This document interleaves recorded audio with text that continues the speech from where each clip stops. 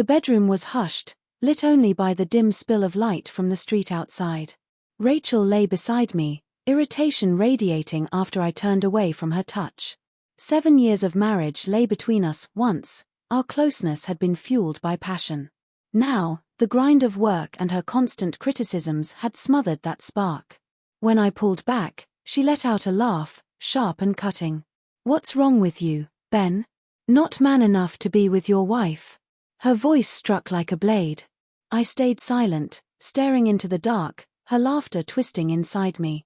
Rachel's self-assurance was part of what once drew me to her, but lately her remarks about my long hours, my fatigue, my job at the construction firm had left scars.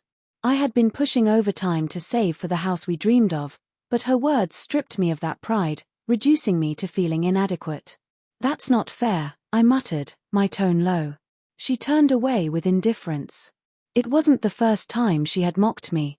I'd always brushed it aside, convincing myself it was stress talking. But that night, something cracked.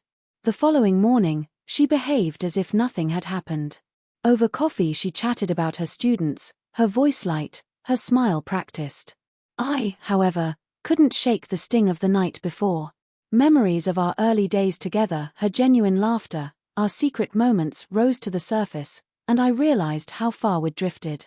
I set my mug down, the decision solidifying in my chest. "Rachel, I want a divorce." Her smile collapsed. She stared at me as though I had pulled the floor from beneath her.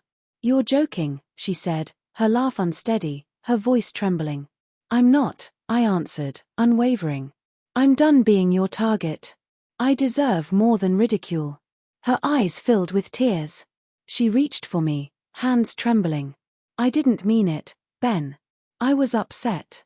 I didn't think." But apologies couldn't erase the sting of her contempt. I stood, grabbing my keys. "I'll stay at a motel for now." Her sobs followed me to the door. "Please, don't go. We can talk." I looked at her, this woman I had loved through so many struggles, and said quietly, "You laughed at me for not being enough. I can't keep living with that." Her crying echoed as I walked away, the soft click of the door behind me heavier than any shout. At the motel, the air conditioner hummed, my only companion. Rachel's messages arrived one after another, apologies, vows to change, but I didn't reply. I thought about our years together, her encouragement when I first joined the firm, my admiration for her teaching, the gradual shift into criticism and mockery. It wasn't a slip of the tongue, it was a pattern I had ignored for too long. The next day, I met with a lawyer.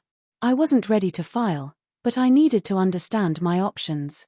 Later, Rachel called, asking to meet at a diner. Her eyes were red, her voice fragile. "I was wrong," she confessed. I felt unwanted, and I lashed out. "But I love you." I listened, but my chest was still heavy. "You made me feel worthless," I said quietly. "I need more than promises." Her tears fell, but my calm resolve spoke louder than any argument could. A week later, we began counseling. Rachel admitted her own fears, how my exhaustion made her feel undesired, how she had hidden her hurt behind sarcasm.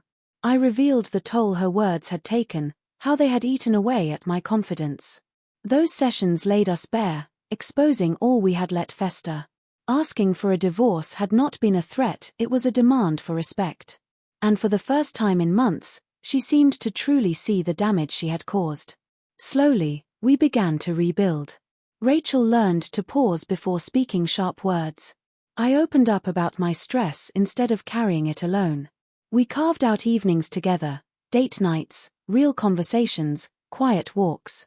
Her cruelty had nearly broken us, but my refusal to endure it silently had forced us to confront the truth.